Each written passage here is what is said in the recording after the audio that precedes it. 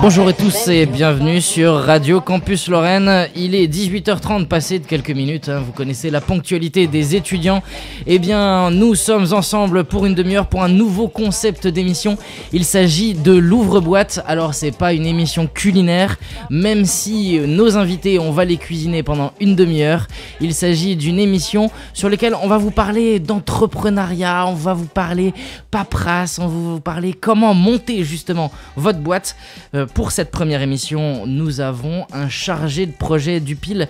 Il n'est pas quelqu'un qui est super énergique, bien sûr que si, puisqu'il s'agit du chargé de projet au pôle entrepreneuriat étudiant de Lorraine. C'est Julien, salut. Salut Tom, salut à tous. Alors pour ceux qui ne connaissent pas ou ceux qui viennent d'arriver en Lorraine, le principe du PIL, c'est quoi ? Alors le PIL, Pôle Entrepreneuriat Étudiant de Lorraine, c'est tout simplement une structure de l'Université de Lorraine qui se propose de développer la culture entrepreneuriale. Alors derrière ce mot, qu'est-ce qu'on y met ? On y met l'organisation de modules de formation, on y met de la sensibilisation en amphithéâtre. On passe à la rentrée dans les amphis pour se présenter et puis détecter des étudiants qui voudraient devenir étudiants entrepreneurs. On pourra en reparler par la suite. Et surtout, on accompagne des étudiants qui veulent se lancer dans l'entrepreneuriat, qui ont un projet. Alors ça peut être un projet en lien avec leur passion, en lien avec leurs études, un projet tutoré, un projet professionnel.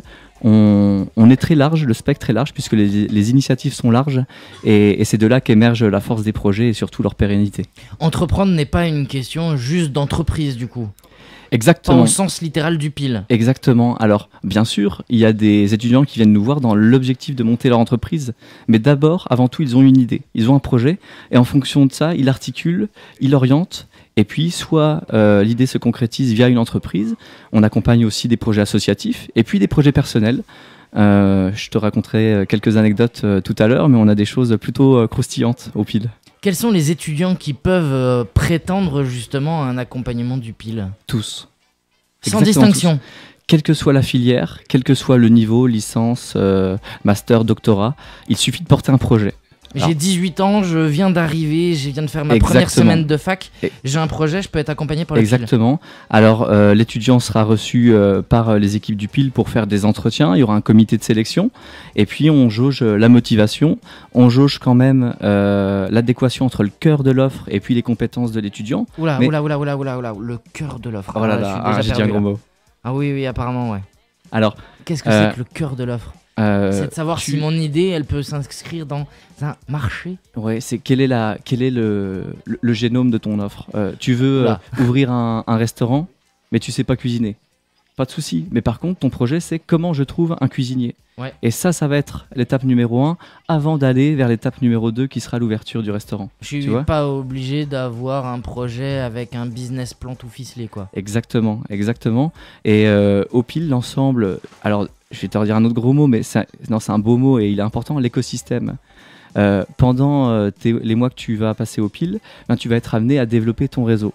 Dire, je reprends mon exemple du restaurateur, de l'étudiant qui veut ouvrir un restaurant, mais ça pourrait être bien de rencontrer la Fédération des restaurateurs de Nancy. Ça pourrait être bien de rencontrer des concurrents, pourquoi pas. Je suis étudiant première année, rencontrer la Fédération des restaurateurs de Nancy, c'est une blague. Ouais, ils vont jamais nous accorder un rendez-vous. Et écoute, ça c'est les limites que l'étudiant s'impose alors qu'il n'y en a aucune. Et on se rend bien compte qu'il suffit d'aller sur le terrain. On pourra en parler aussi de la démarche terrain, mais de se présenter tout simplement, de dire qui on est, ce que je veux faire, d'y aller en transparence. Et souvent, très souvent, des gens qu'on qualifiait comme concurrents deviennent partenaires et t'aident à avancer dans ton projet. Ouais, mais là c'est bien beau, là il est 18h30, on est le 18 septembre, je viens de me farcir une rentrée pédagogique déjà bien compliquée. Et là en plus il faut que j'ai une idée pour devenir étudiant entrepreneur. Ça peut pas attendre 2 mois ? Eh bien sûr que si, ça se fait tout au long de l'année. Il n'y a pas de date d'entrée, il y a une date de sortie, c'est à la fin de l'année universitaire, mais c'est un statut. Alors je vais parler du statut étudiant entrepreneur. Si il y a des étudiants qui ont un projet tel que j'ai pu l'évoquer, qu'ils nous contactent et ils peuvent solliciter le statut étudiant entrepreneur. Donc ça c'est un statut qui a été créé par le ministère en 2014, à l'image du statut sportif de haut niveau. C'est une reconnaissance officielle de l'étudiant dans son projet, de l'engagement d'étudiant dans son projet. Ça lui permet d'avoir accès à un accompagnement gratuit par le PIL, par des acteurs de l'écosystème. Alors on peut parler de banquiers, d'experts comptables, par Il n'y a exemple. pas de frais d'inscription quand... Non, il n'y a pas de frais d'inscription. Parce que quand je suis à la fac, j'ai des frais d'inscription, mais en étudiant entrepreneur, non. C'est un statut universitaire, c'est comme le statut sportif de haut niveau. Pour faire un parallèle que tout le monde comprendra, je suis passionné d'un sport, j'en fais un haut niveau, j'ai le statut sportif de haut niveau et je peux avoir des aménagements de cours. C'est exactement la même chose avec le statut étudiant-entrepreneur. Donc je peux mener les deux de front même si je suis en IUT et que j'ai 35 heures, voire 40 heures de cours par semaine. Oui, exactement. On se rencontrera après tes cours. On trouvera des moyens de dématérialiser la rencontre, pourquoi pas. Il y a beaucoup d'événements qui se passent le soir en soirée. Donc aucun problème. Venez nous voir, tapez à notre porte, on discute, on voit ce qui est possible de faire. Et le dernier avantage sur lequel je voulais insister du statut, c'est que ça te donne accès à un espace de coworking. Alors, qu'est-ce que c'est l'espace de coworking? C'est une salle où il y a d'autres gens qui travaillent et puis il y en a un qui fait toujours plus de bruit que les autres. Exactement. Tout le monde est avec ses écouteurs. Non. C'est une salle qui est aménagée, qui se situe sur Nancy, à Artem, et à Metz, on en a une à l'IAE de Metz et à TCRM Blida. Et qui permet d'échanger entre étudiants entrepreneurs, d'avoir accès à des ressources techniques et humaines. Les chargés de projet sont là, on répond aux questions. Il y a des salles de conférences, de visioconférences, de réunions, de créativité, une petite cuisine, une salle détente. Voilà, tout l'environnement est fait pour que... Pas besoin de payer de loyer alors, il faut que je vive là-bas. Il n'y a pas encore de dortoir. Il n'y a pas encore de dortoir. Bon, il faut juste que je trouve un lit alors. Ça marche. Donc, mais du coup, il y a des promos, il y a des cycles de recrutement. Parce que là, tu disais, je suis accompagné jusqu'à la fin de l'année. Mais forcément, celui qui arrive en septembre, il est mieux accompagné que celui qui arrive au mois d'avril. Alors, il aura été accompagné plus longtemps. Après, en général, tu es en première année, on peut encore t'accompagner l'année suivante. Le statut peut être redemandé tant que tu es étudiant. Et il y a certains... Je peux être étudiant-entrepreneur pendant plusieurs années. Non, alors c'est lié aux études. Par contre, il y a certains jeunes diplômés qui viennent nous voir en disant soit j'ai commencé un projet avec vous et je n'ai pas fini, je voudrais encore bénéficier de votre accompagnement, soit des jeunes diplômés qui viennent nous voir en disant j'ai entendu parler du PIL, mais une fois que j'étais diplômé, est-ce que je ne pourrais pas bénéficier de vos services? Et donc, si je suis plus étudiant, je peux plus y en bénéficier par contre? Alors, voilà, j'allais y venir. On a développé un diplôme qui s'appelle le diplôme étudiant-entrepreneur, qui permet à un jeune diplômé d'être accompagné dans son projet entrepreneurial par le PIL, avec des choses relativement cadrées, et donc de redevenir étudiant l'espace d'une année universitaire, en s'inscrivant à ce diplôme. Ok, c'est plutôt pas mal. Je vois que ça te plaît. Surtout que ça plaît à tous les gens qui sont en reconversion professionnelle et qui, à un moment donné, ont besoin aussi... de retourner sur leurs pattes.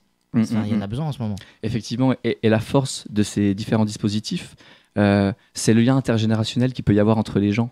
Notre étudiant entrepreneur, le plus jeune, il a 18 ans. Et encore lui, il était venu nous voir dès sa seconde. Il était au lycée en seconde. Il voulait se faire accompagner. On a pu le faire dans les faits qu'à son entrée à la fac. Et le plus âgé, c'est effectivement un repreneur d'entreprise qui a 55 ans et qui reprend une ferronnerie d'art.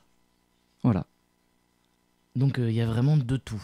Il y a de tout, tant sur les âges que dans les domaines. Ça part du numérique au culinaire. Ça, au niveau des exemples, on y viendra en deuxième partie d'émission. Il y a peut-être aussi un stéréotype sur lequel on peut aborder.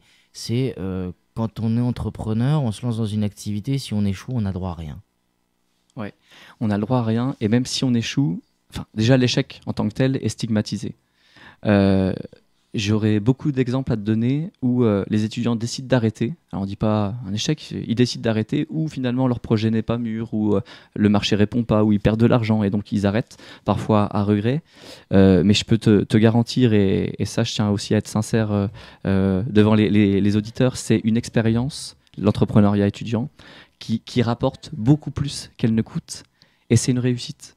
C'est une réussite parce qu'en termes de compétences, il y a une montée qui est incroyable. En termes de savoir-être, de savoir évoluer, quand on voit un étudiant qui rentre en septembre, qui est peut-être un peu timide, qui a des difficultés à discuter d'autre chose que de son projet, qui n'y connaît rien en financement et qui, à la sortie au point B en juin ou juillet, a pris confiance en lui et se sent d'attaque, s'il a arrêté son projet, d'entrer dans le marché du travail, c'est impressionnant. Imaginons que là, en septembre, voilà, je cherche entre guillemets, mes loisirs de l'année. Mon truc en plus de cette saison, en plus de mes études, c'est d'avoir envie d'être étudiant entrepreneur.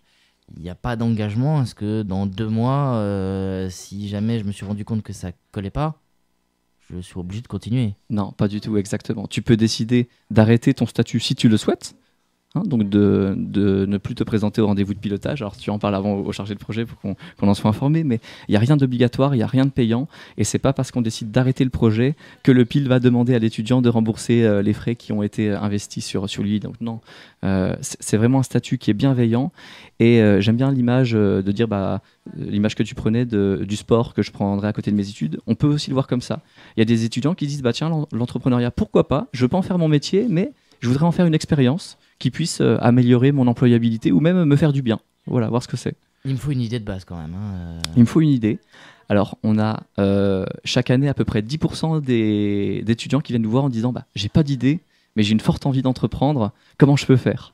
Alors là, nous, on est très heureux de les présenter à d'autres étudiants qui, eux, ont beaucoup d'idées, mais pas assez de compétences et de ressources. Donc, pas forcément l'envie d'entreprendre seul. Voilà, donc je suis pas obligé d'entreprendre seul.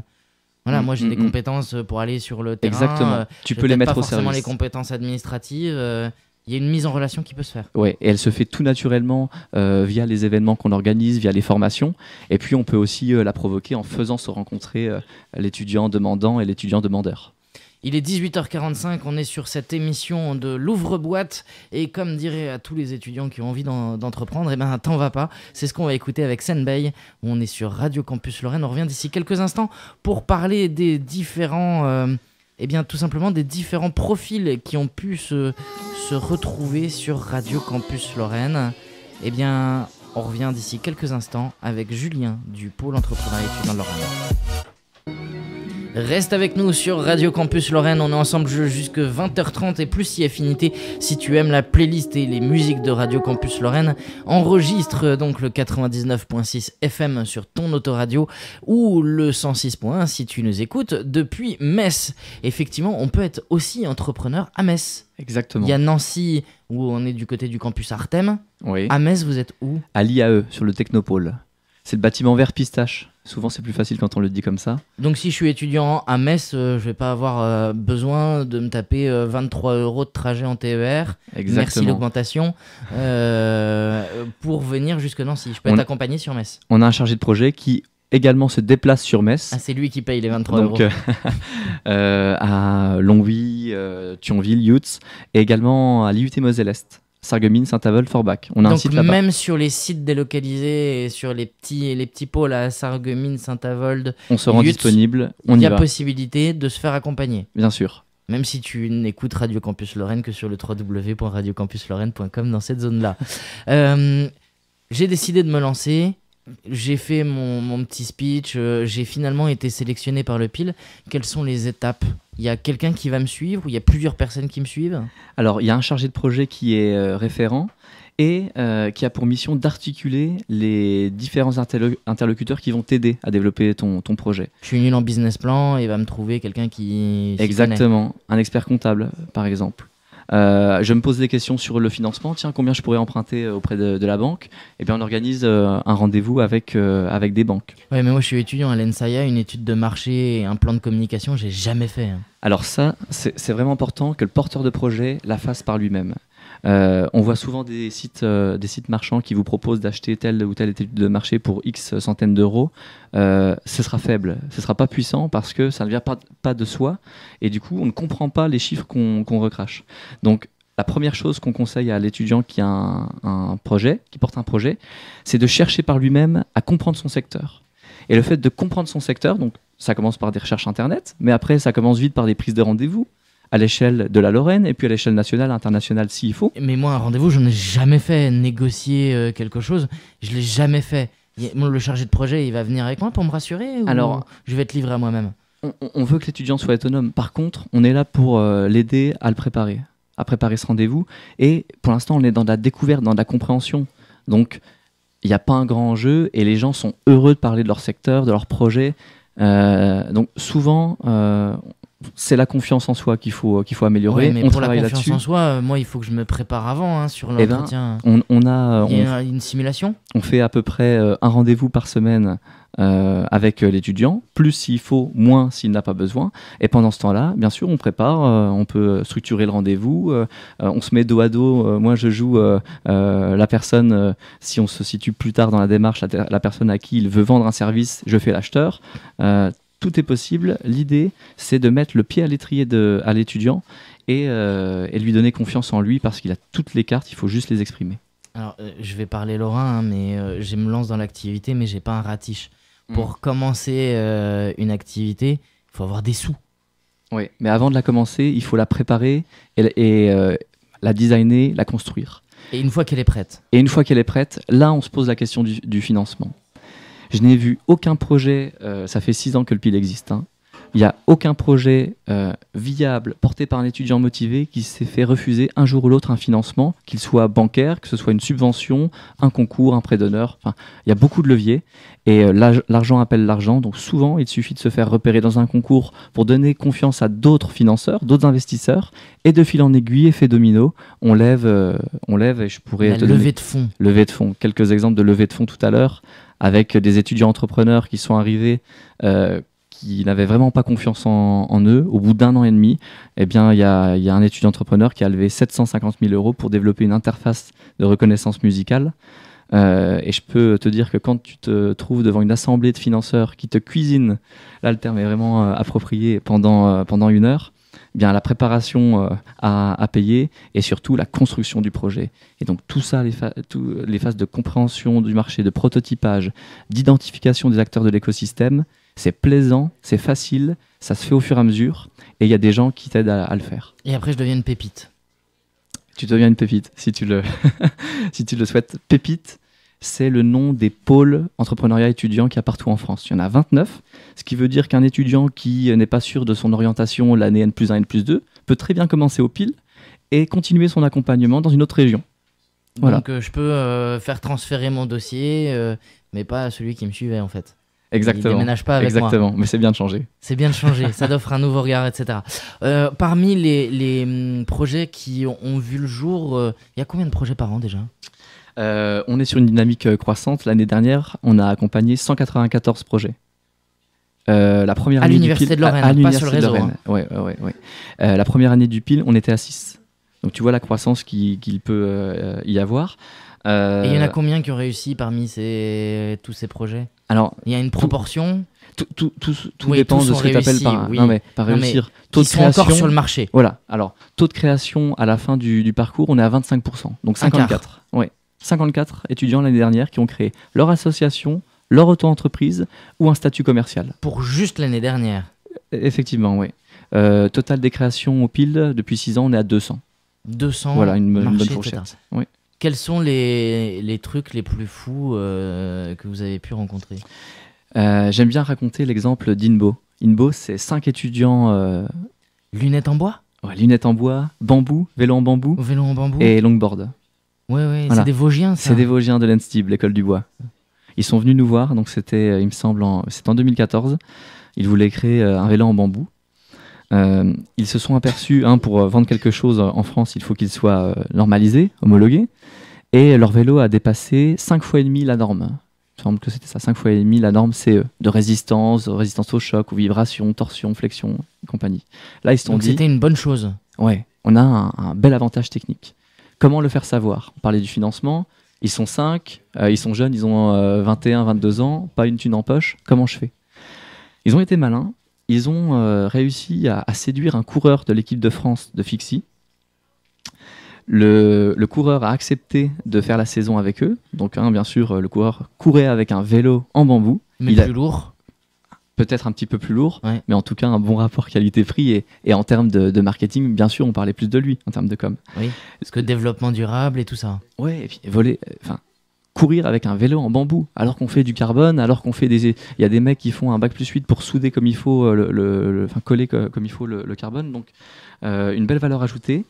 Le type a remporté une course à Brooklyn. Reportage sur CNN, dans le Times Magazine. nos 5 étudiants étaient propulsés à la lumière. Et donc, eux, ils ont construit leur plan de communication sur la compétition, simplement en séduisant et en persuadant un coureur de tenter l'aventure avec eux, une aventure entrepreneuriale et sportive. Et ils se développent, ils vendent plusieurs vélos par an, ça leur assure un chiffre d'affaires pour développer d'autres gammes. Sur cette année, quelles sont les grandes lignes des entrepreneurs qu'on va pouvoir éventuellement découvrir dans le cadre de l'ouvre-boîte chaque semaine? Il y a beaucoup de projets en lien avec l'économie sociale et solidaire. C'est une dimension qui prend de plus en plus d'importance. Il y a également beaucoup de projets en lien avec le numérique. On peut créer une application très facilement, une plateforme. Voilà quelques exemples. Et puis il y a des étudiants qui viennent nous voir parce qu'ils ont inventé quelque chose. Chez le cadre de Charline Chambre, il y a 2 ans, elle a inventé un emballage de préservatif innovant qui s'ouvrait en claquant des doigts. Elle a déposé le brevet et elle est venue au PIL dans l'optique de valoriser son brevet, donc pour chercher à le vendre auprès d'un industriel. Voilà. Donc maintenant, on peut ouvrir en claquant de doigts. Exactement. C'est un peu le style quand même. Merci d'avoir répondu à nos questions. On se retrouve la semaine prochaine avec d'autres. Cette fois-ci, ce sera des entrepreneurs. On ira à leur découverte. C'est l'ouvre-boîte. Tout de suite, c'est Etusport. On va parler de sport, de la saison, des transferts, de tout ça. On va retrouver l'équipe de Marius avec un nouveau format, 1h30 toujours de sport, etc. On revient d'ici quelques instants. Il est quasiment 19h et il est quasiment Etusport sur Radio Campus Lorraine.